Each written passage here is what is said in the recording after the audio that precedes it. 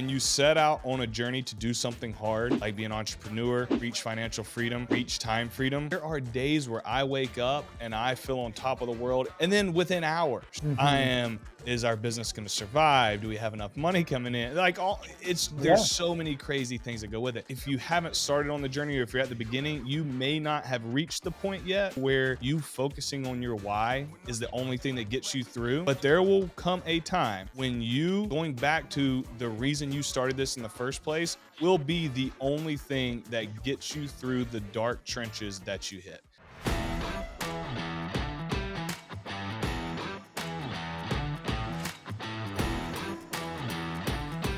What's up, guys? Real quick, if you haven't joined my free Facebook group, Residential Real Estate with Jaron Sustar, yet, you need to scroll down to the show notes of this episode, click the link to the Facebook group. It's completely free, fantastic place to network and collaborate with other residential real estate investors all across the country so that you can continue to grow your real estate portfolio.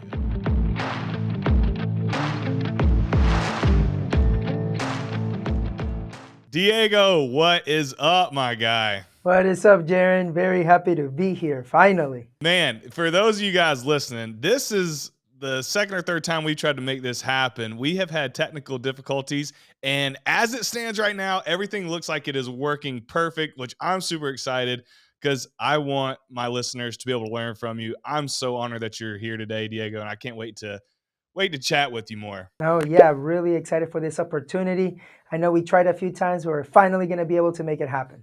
So that's the goal. It's going to be a lot of fun. I've told the story a couple of times. When I first started in the social media world in 2021 is when my brand was born.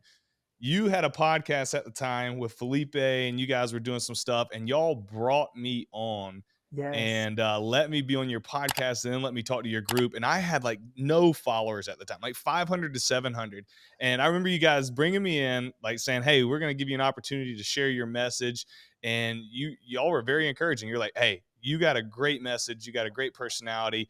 Go crush it. We believe in you. And then y'all gave me some good criticism too. You're like, your audio is terrible and your video looks horrible. Go get a camera and a microphone. That's so right. Here I am.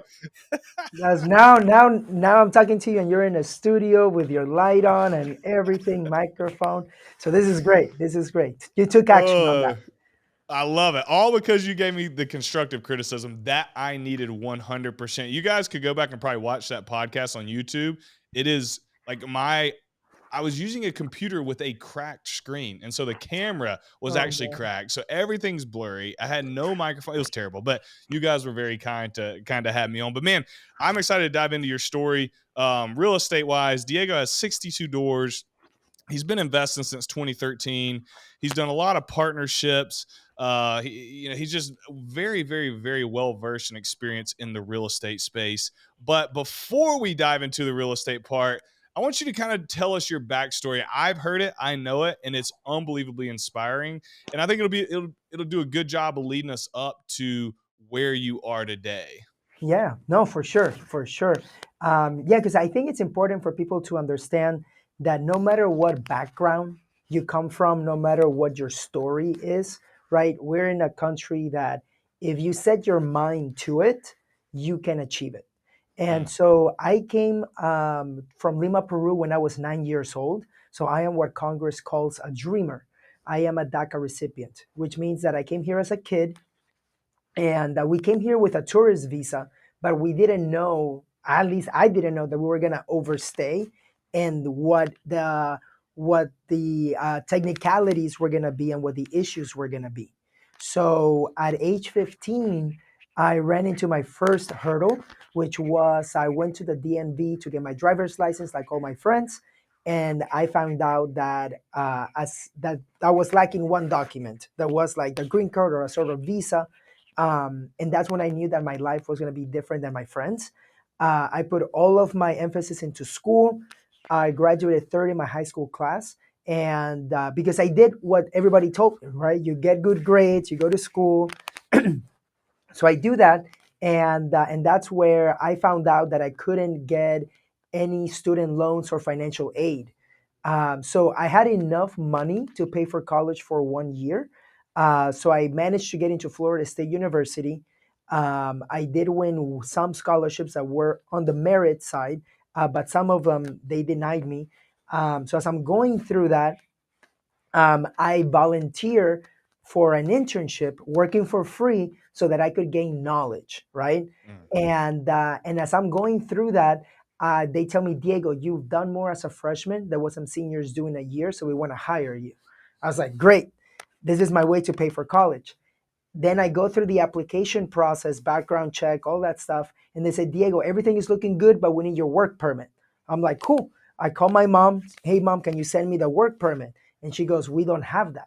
And I'm like, crap. I'm 19 years old, cannot work, cannot drive, can't get student loans. And I just kept on getting like bumps in the road, but I remember what my dad told me, that the US is the land of opportunity, but it is up to us to find it. And I had that ingrained in me. And my mom always said, Diego, we just have to work a little bit harder because of our situation. And that taught me resilience. That gave me creativity. And instead of seeing myself as a victim, I became more empowered. And I was like, okay, there is a solution. We just have to figure it out. There's always a way. And so that's basically how I was able to, like, I went through college. I found out that I could open up my own company. So I was working as a contractor, doing work for small businesses, doing their websites. And that's how I was able to pay for college. So there would be days where I had meetings. This is like back in 2011. So pre Uber, pre Lyft. And my bike was my only mode of transportation. So I had to have a suit in my backpack, ride my bike in the summer heat, change, dry off, and everything, go to my appointments, ride my bike back home. But that's basically what happened. And then it wasn't until the Obama administration passes DACA that allows me to work and drive. Finally, I get a job at General Motors as I was graduating college, and I moved to Austin, Texas. And when I moved to Austin, Texas, right before that, my buddy throws me a book, and it's Rich Dad Poor Dad. Mm. And he's like, you have to read this book. So I read it. I'm like, holy crap, there's two ways to make money. You can trade your time for money, or you can make your money work for you. So I'm like, I'm going to go to work. In the beginning, I'm going to make myself a career. I didn't know that I was going to quit corporate America, but I knew that I was going to build wealth in real estate by buying assets so I can make my money work for me. And so then I bought my first house hack and all that stuff, and we can talk more about that.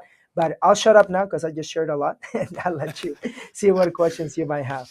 No, that is dude, it's an inspiring story. I can't imagine what it's like. Like I live in a small town. I moved 4 hours away at one point. Then I moved to Florida, so that was like 8 hours away. But it's in the same country. It's comfortable. And we all think we face roadblocks in life, and everybody's obstacles are important to them, and they all should be heard, and they're all a big deal to the person going through it. But to have the opportunity to talk to somebody like yourself, who your family literally uprooted from an entire different country, an entire different culture. You move to the US and you face every roadblock pretty much imaginable. Like you can't drive, you can't work, you can't get loans to go to college, and you still make it happen. And how do you, this is just to entertain me, how do you process and deal with folks who, I don't want to use the word have the victim mentality, but they always use every excuse in the book to not get stuff done? That has to irk you a little bit seeing what you've overcome, I would Yeah. imagine. Yeah. And at the end of the day, right, it's a muscle. And it means Mm, that their muscle is not strong enough yet, right? Like if you're running up a hill, right, on day one, if it's your first time running up a hill, it's gonna suck. You're gonna feel sore. You're gonna be like, oh my gosh, I hate this, right? But imagine that you're doing that by day 30, you'll be like, cool, let me run up the hill, I'm gonna stretch, I'm gonna run back down, and I'll do it again, right? And so your pain tolerance, and I wanna call it pain, but like the challenge tolerance, what for me might be a big, my small challenge for somebody can be huge, right? So number one, you have to understand that person too, because you don't know what they've gone through, right? So yeah, you have to that's good. give yourself grace a little bit. Be like, okay, what have you accomplished so far? But then be like, okay, now that we have that, now that you have those issues, or that you've realized, right? Now it's up to you to change it. And you can look at yourself as a victim mentality and blame other people for it, or you can take 100% responsibility, take extreme ownership, and it's, if you want to change, you have to change, right? And at the end of the day, there's a quote by T.F. Eckert who said, nothing has meaning but the meaning that we give it. So it sounds cliche, but like, I just changed the way that I look at things, right? And there's another quote. It's like, if you change the way you look at things, the things you look at change. So Mm. it's like you're seeing things from a different perspective and asking yourself, instead of saying, why is this happening to me? Asking yourself, why is this happening for me? So just Wow. those questions, the power of questions can change the trajectory of your life. And I feel like that is where you start. You have to take 100% responsibility first. I love that. Yeah, the way you ask those questions changes your outlook. And then Mhm, your outlook is going to change your attitude, and then your attitude is going to change the results that you have in your life. And unfortunately, like you said, so many people go to, why is this happening to me? But if you've ever been through trials and challenges, you can actually start looking back and saying, okay, I know this is happening to me for a reason. mhm. This is preparing me for something in the future if I don't let it crush me, if I don't let Exactly. it take my spirit from me. And Exactly. the fact that you have lived that to a bigger extreme than a lot of us will ever experience. And we all go through those things and we all think it's a big deal for ourselves. But when you take a bird's eye view and look down, it's like, no, Diego's was way more intense than most of ours. And he won't admit to that because he's a very humble guy, but it is. And he still was able to fight through it at a young age, too, man. I mean, Mhm. you're in college, those are still formative years. I Yeah, mean, you could have turned any which way exactly. when you faced all those, especially dude, just having to ride your bike in the Florida heat. Hey, if I have to ride my bike in the Florida heat, I'm done. Like, It's stick a tough, fork in me, not doing it. right? It's tough. It's tough. But then at the end of the day, right, it's like, okay, I believe that no matter what, and this goes when you're investing in real estate and everything, like, you have to have a strong enough why that helps you push forward. If not, you're gonna quit because the road is hard, right? Like, stuff happens in real estate, stuff happens in entrepreneurship. Everybody thinks that the road to success is uphill like this, and it's actually like a roller coaster, right? And people need to understand that there are peaks, there are valleys, and I feel like you learn more in the valleys than you do at the peak. No doubt. And but it's having that why that helps you push forward when things get tough. And you know, Diego, to piggyback off you, so many people think that's cliche. I used to. Like when somebody would say what you just said, you got to know your why. I would be like, okay, here we go, cliche. Guys, I'm telling you, when you set out on a journey to do something hard, like be an entrepreneur, reach financial freedom, reach time freedom, it isn't, just like Diego said, it is not a graph that just goes up and all times are good. He hit the nail on the head. You're going to have days. There are days where I wake up and I feel on top of the world, and my outlook on my business and my investments is just, oh, I'm going to just shoot it to the moon. We're crushing it. And then within hours, I Hmm. am, is our business going to survive? Do we have enough money coming in? Like all it's there's Yeah. so many crazy things that go with it. And if you haven't started on the journey or if you're at the beginning, you may not have reached the point yet to where you focusing on your why is the only thing that gets you through. But there will come a time when you going back to the reason you started this in the first place will be the only thing that gets you through the dark trenches that you hit. And those who are successful in life, in business and entrepreneurship, are the ones who can keep going through those times. Not just go through it one time, but go through it two times and go through it three times and go through it four times. And eventually they hit a breakthrough. And there's still challenges after the breakthrough, but Hmm. you've got through the trenches. But so many people give up after that first dark hour or that second dark hour. But if you will keep going, focus on the why, put one foot in front of the other, blinders on, you will reach a destination that most never achieve, and you'll be able to live a life like Diego's creative for himself, because he refused to give in and he refused to give up. And so I just want to commend you, man. Your story is powerful and it is very inspiring. And I'm loving that you're sharing it. So I want to move into the real estate portion of things. Yeah. You started with a net worth of around $25,000. Hmm. But then you've obviously grown that, become a millionaire, and that's compounded over time. But when we talked before, to give you kind of a little sounding board to jump off of, you attribute a lot of that to putting yourself in the right rooms with the right people. Yes, yes. And the 25,000 was because that's when I began to track it. Before I tracked it, I was at zero. Like I remember looking at my bank account when I moved to Austin, and I had to call my dad. I'm like, Dad, I need money for rent because I didn't have it at the time. And thankfully, he lent me some money in the beginning. But when I was 23 years old, I wanted to become a realtor. I Even though I had my corporate job right at General Motors, I wasn't the kind of person that could just go home and watch TV afterwards or go have happy hour and do it again. I was a kind of person that wanted like I hustled and so I got my license as a realtor because I didn't know anybody, but I wanted to start learning about the market. And I thought might as well learn it if I buy my own properties, but I can help other people. And in it, I began to listen to podcasts. One of them was Secret Agents Live. I heard a podcast with Pat Hyben. And then I began to listen to his podcast called Real Estate Rockstars. And as I began to listen, I reached out to him on Twitter, and in it, he mentions the power of a mastermind and why you need a mastermind. So I reached out and I tell him, what is GoBundance? And he says it's a mastermind for millionaires that like to lead epic lives, talk about health, contribution, and passive income. And I'm like, holy crap, I want in. Like, this is my crew.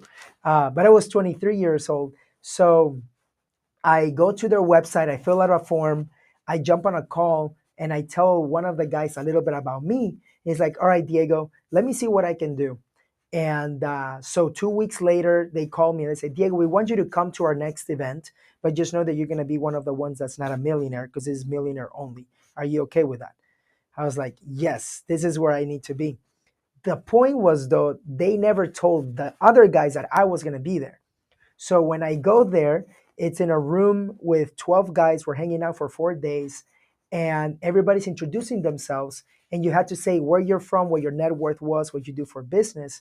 So we have like David Osborne worth 40 million at the time. Now he's worth 180 or 200 million. He's like, I'm 40 million, 10 million, 5 million. When they come to me, I'm like, my name is Diego. I'm a software developer at General Motors. My net worth is 25,000. I heard about this on Twitter, and I'm a realtor as well. I have one property at the time. And just like you just left, it was exactly the same thing. They're like, who the heck let this kid in? And but I play food out, and I told them that I'm a big believer that you're the average of the 5 people you surround yourself with. And I knew that if I was with them as millionaires, I was going to become one. I just needed time, right? I just needed time to happen. And um, and so after that weekend, they took me out to the side and they said, Diego, Go Abundance is for millionaires, but we want to help you out. Will you be our first apprentice? They're like, we don't know where this is going, but we want to help you. I said yes. And from then, my whole life changed.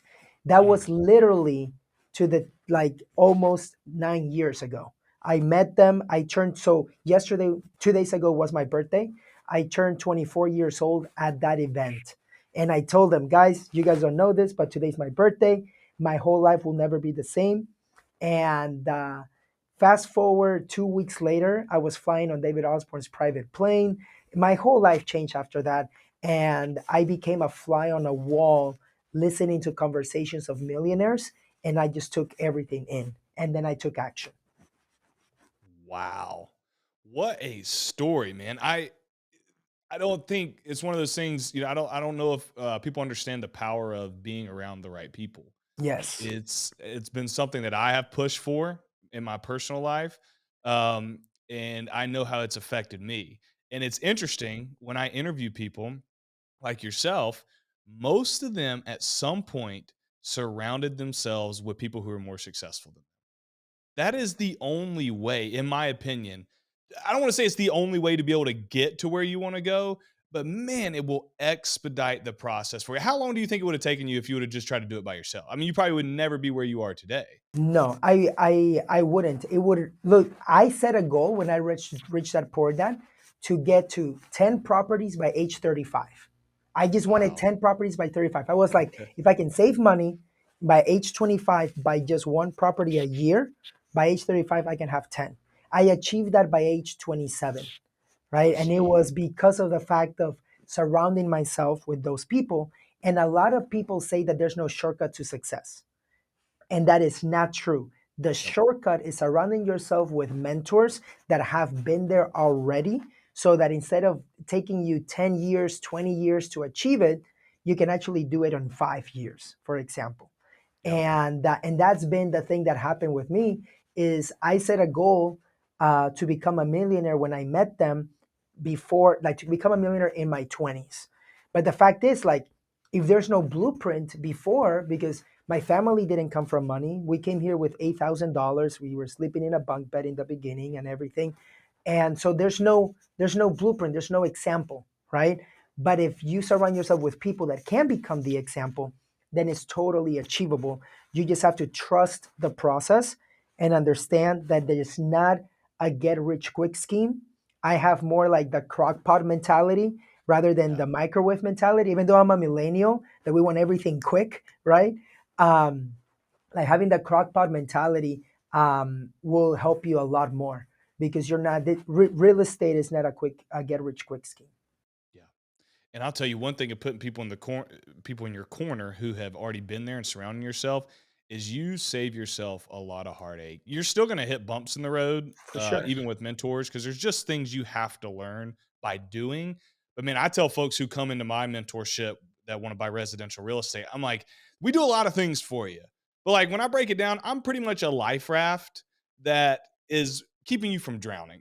you Hmm. know, we're Yeah. going to keep you from drowning, and then we're going to give you little rocket boosters to get you where you want to go a lot faster. And when you put yourselves in that type of environment, it's a very, it does two things. It's kind of weird, at least for me. It comforts me because I feel as though I have that safety net, those sounding boards, the sounding board of people to make sure I don't do anything stupid. But then it's also pushing you at the same time because you're like, geez, look where they're at. Like I have an opportunity to get there if I just follow this blueprint and put the work in. If you've been struggling finding good real estate deals, I've got a solution for you. It's REI Call Center. REI Call Center has professionally trained and managed cold callers to help you scale your real estate business. I think they give you somewhere around like 1,500 cold calls per day.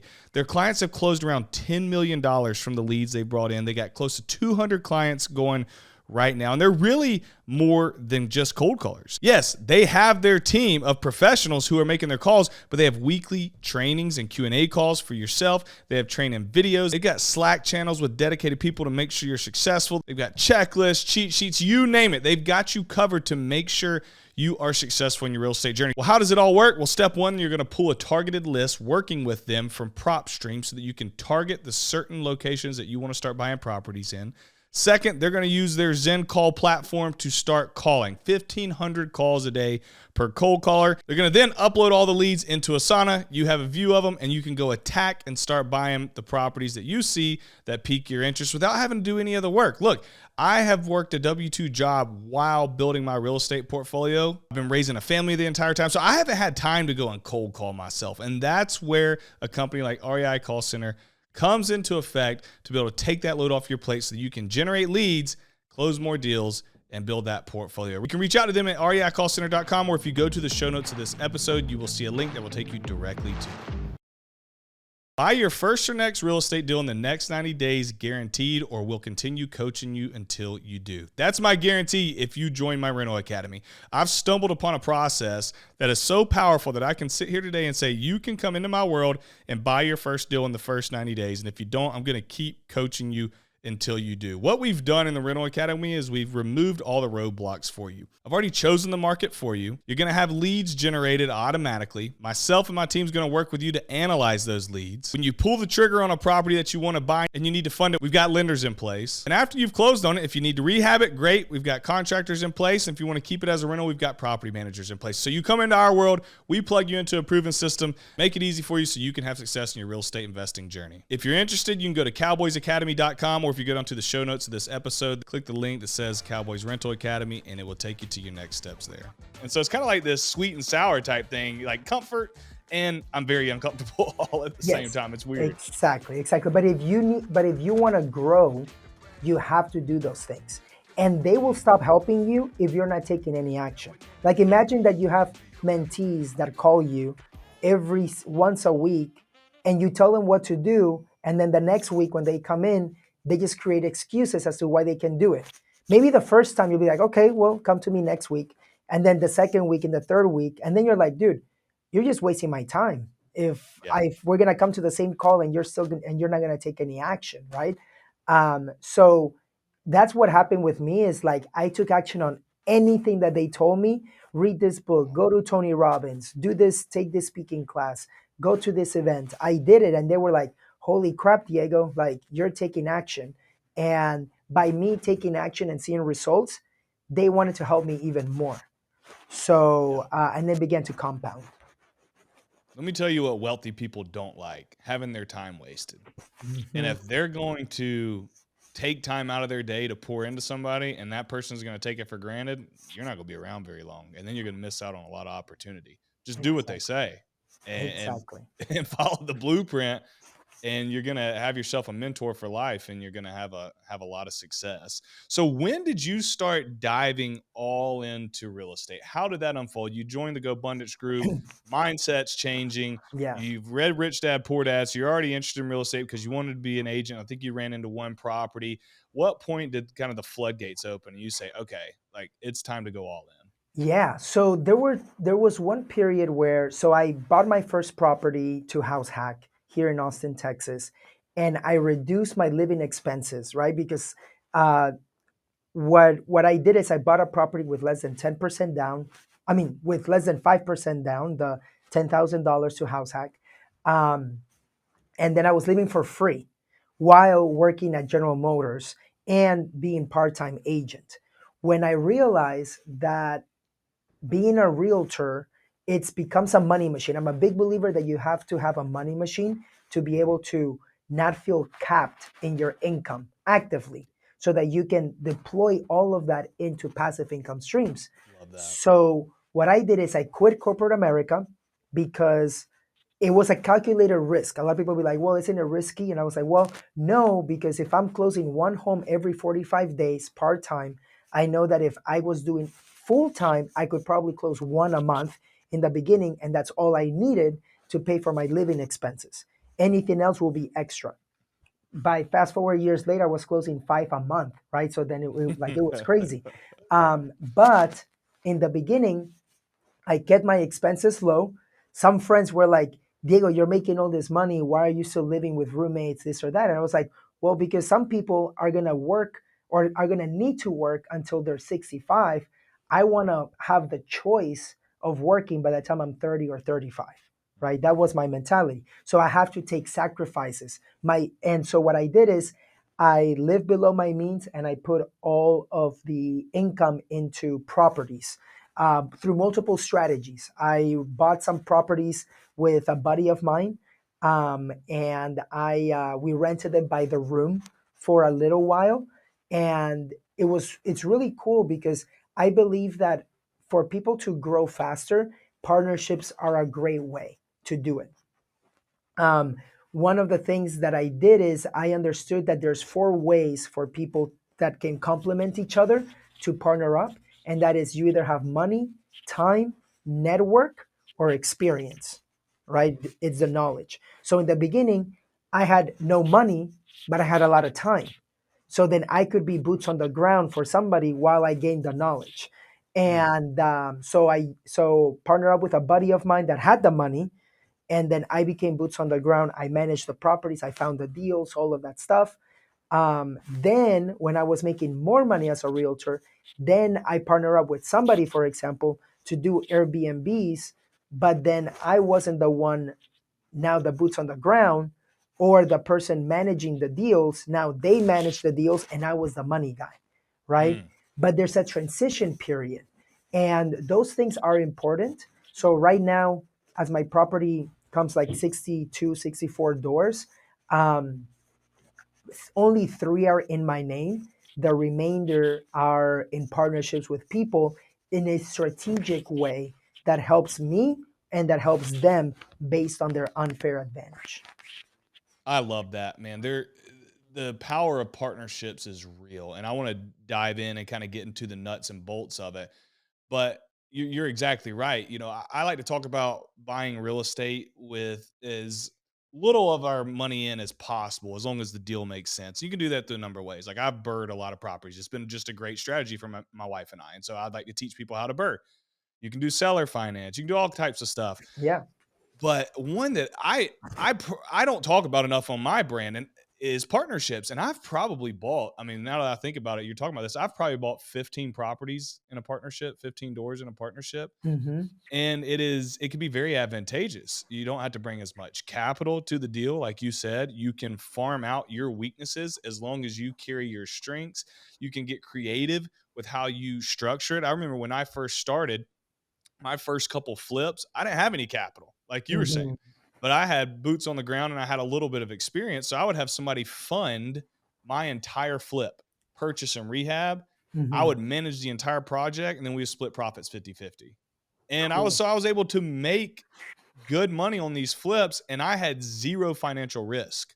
Hmm. And so that's just a couple examples of what I've done, but it's very powerful. And I'm glad you bring that up. And I honestly didn't know that that was such a big strategy of your portfolio, but I Yeah. love it because it's the more I think about it, it's been a very big part of mine. And so I think it'd be helpful to the listeners to talk through how do you go about structuring that to make sure that everything is clean throughout the deal Hmm. because we've all heard the horror stories of partnerships. And so I've Yeah. heard different examples. It's almost like you write the prenup of a partnership before it Hmm. ever happens because there's probably a chance that you're going to split off, whether good or bad, down the Yeah. road. So what do we put in place to make sure no matter what happens, everybody's treated fairly?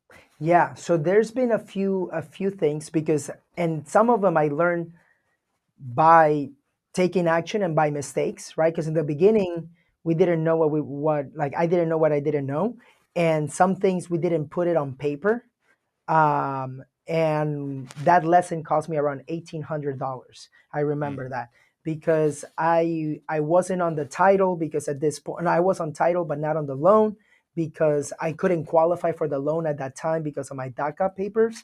And so I told them certain stipulations, like, hey, I'm gonna be the one that's managing. I'm gonna be the one that I'm gonna be the one that's gonna find the deal. I'll teach you guys everything that you guys need to do. I'll make sure that you guys make your passive income. But then when we got to sell it, he didn't think that we were all equal because my name wasn't there. And so at the end of the day, from that moment on, I'm like, okay, everything's going to be on paper to make sure that things are done the right way. And then we like through, and I don't make it complicated. There are some with some partners that they do want an attorney to write up an operating agreement. There's one on Rocket Lawyer or this one other website. You can fill it out the way that you want it. And so there's been times where we put on there, hey, everything's 50-50. If I put in most of my money, I would tell them, when we sell the property, I'm going to take my part of the money if I'm fronted the down payment, and then we split everything else 50-50, for yeah. example. Or the managing part, I will put in the money, but you have to manage the deal, and all of those things are spelled out on the operating agreement or on the contract of that property. One thing, too, is that my way of investing has changed as time has gone on, because in the beginning I was doing everything for just cash flow. Mm, Then as I began to make more money as a realtor and everything, I was like, okay, I need to buy deals for cost segregation for the depreciation so that now I don't have to pay as much in taxes. So then I began going into deals saying, hey, I'll invest with you, but I need 90% of the depreciation. I didn't know you could do this until later. Yeah, like not many people know that you can have cash flow 50-50 the same, but depreciation, you can take more depending on the partner. And so then I went into deals, be like, yo, I will put down the money. I need 90% or 75% and everything. And they were okay because they wanted the cash flow. I needed that negative Tax. $60,000 in my K1, right? Will As an you, example. Diego, will you give a quick rundown of cost segregation? You don't have to go in depth, but Yeah. just so the listeners know what you're talking about. And this is a game, guys, I'll preface it with this, that you play when your income starts getting up and you're trying to offset taxes. If you're just starting out, I don't think this strategy is as important as when you're at the stage that Diego and experienced investors are, but it's very good information to know. Yeah, so cost segregation is when you buy an asset, let's say it's a quadplex, and you take a level of bonus depreciation. So instead of depreciating the property in 27 and a half years, you depreciate everything in like the first 5 years. And so the first year, you can take a lot of depreciation. Maybe it's like, as an example, it can be like 100,000 instead of a typical $10,000. So then what you do is you can the K1 when it comes to you, um, it would come as like negative 100,000, negative 50,000, and now you don't have to pay taxes on that. Now it's appreciated, so if you sell the property, you will have to pay that. But if you do cost segregation and then later, if you need to sell the property, you do 1031 exchange, you can just play that money. But the idea here is that you are depreciating the property. There are some companies that do this. So they will fly out somebody, they take account of everything that the property has, from things on the inside, things on the outside, and they depreciate everything accordingly. They will give you a report. You can give that to your CPA, and then they'll take care of how everything is. The benefit of this, though, is that you can take as much depreciation as you need per year.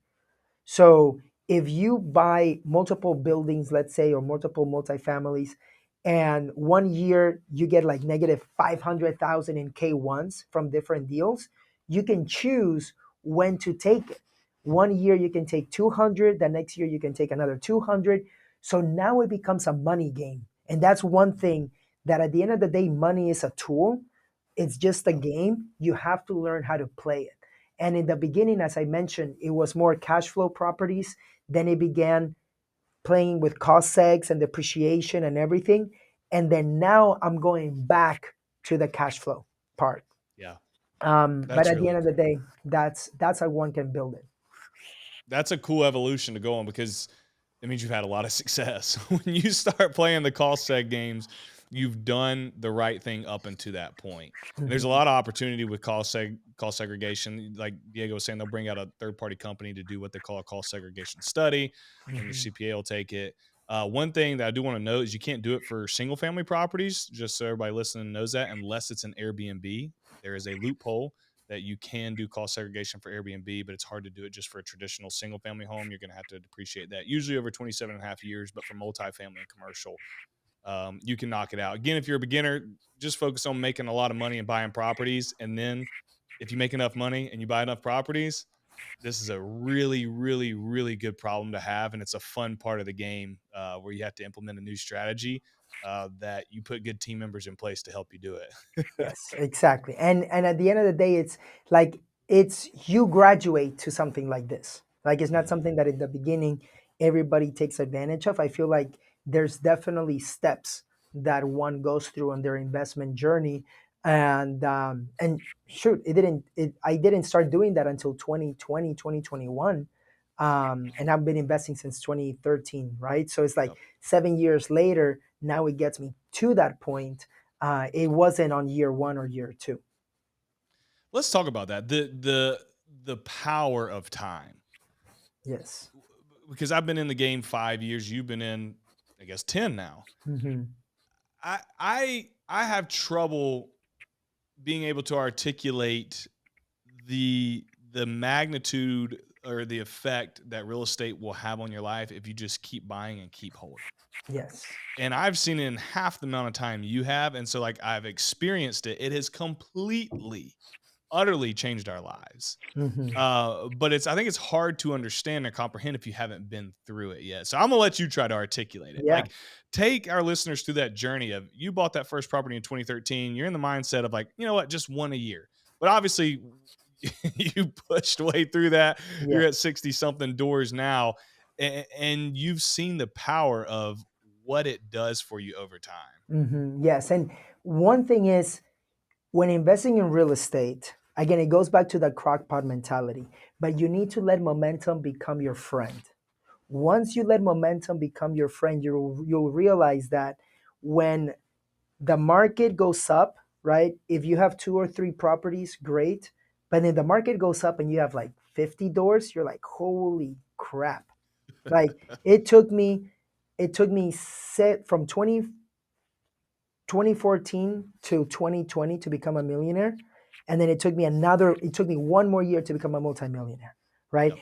And it was because of the fact of the appreciation of the properties. Um, and then income too, as a realtor being in Austin, Texas, one of the hottest markets. Then it went down, the market slowed down. That's why I also feel like net worth is like it's just a number, but your cash flow is what really matters at the end of the day. Because I had properties that went up 140,000 and then they came down 40,000 in property value, right? And at the end of the day, it's just a number. But what's important to note is that once you let momentum become your friend, it begins to compound in ways that later you can borrow from the equity to buy more properties. To give you an example, I just bought my dream condo 2 months ago in Puerto Rico. And what's crazy is that I used the line of credit from my first house hack to get the down payment to buy that dream condo. So imagine I bought that property in 2014, less than $10,000, lived for free. I bought it for 170. When I put the line of credit, it was worth around 400,000. I got a line of credit for 162, I believe, and I used part of that 160 something um, to get me the property in Puerto Rico. So technically, I bought my dream home with no money out of my pocket. Now, of course, I do have to pay it back, right? But the idea here is that I use equity that came through years to be able to get my dream condo, and it's just a matter of being patient, and that's something that as a millennial is sometimes hard, but it's just part of the game. Well, that's what keeps middle class is so many people want to spoil themselves before they paid their dues. And you said, you let one of the first properties you bought pay for the luxury that you have now. That's the difference, guys, between being wealthy and being middle class for your entire life. The middle class use debt to spoil themselves too soon. When it's high interest, it's on depreciating assets. And so they never have any money left over to go buy appreciating cash flowing assets. And so they spend their entire life working to pay for these toys, where if they would just spend 3, 5, 7 years, just a little bit of time. Me and Diego, we're not talking about your whole life here. Mhm. Just sacrifice 3, 5, 7, 10 years to buy cash flowing, um, appreciating assets. And if you Mhm. will do that, you will not have to work or worry for the rest of your life. And then you can leverage those assets to then buy all the toys that you want without going into debt for them, without having to struggle to pay them. And it Mhm. just blows my mind, Diego. I can't comprehend. I don't think like that anymore. I'm sure there was a Yeah. time where I thought like that. I can't comprehend it. And then folks want to come back with oh, you need to just live life. You got to live life, or go spend all your money. You can't take it with you. I'm like, yeah, I want to live life on my terms. And so if it cost a little bit of my sweat equity on the front end, Mhm. totally worth it on the back end. Look, pay now, play later, play now, pay later. You choose.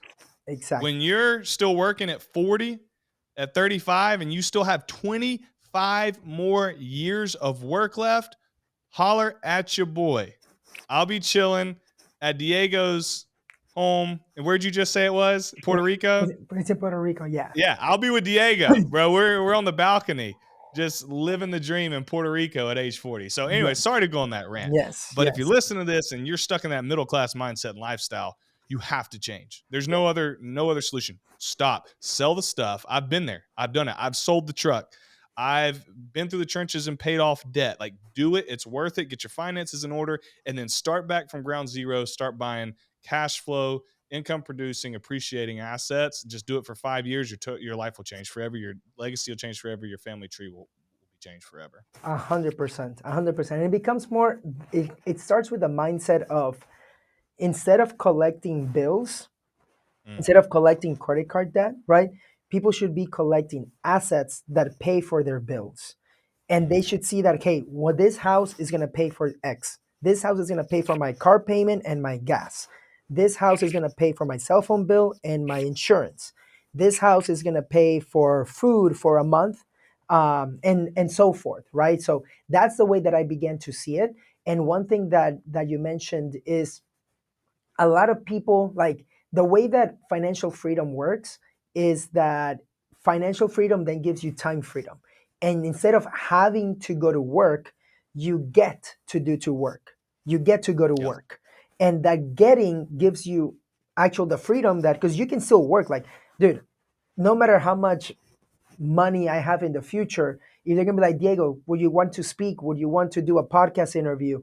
Would you want to mentor? I'll be like, heck yes, I'll do it because I All love day. it. Right? All For day, me, every it's like day. play. So it's more from the perspective that I'm getting to do that, and it becomes a choice. And that's one of the things that financial freedom gives you. It's not going to give you happiness. Money doesn't give you happiness. Money gives you choices. Yep.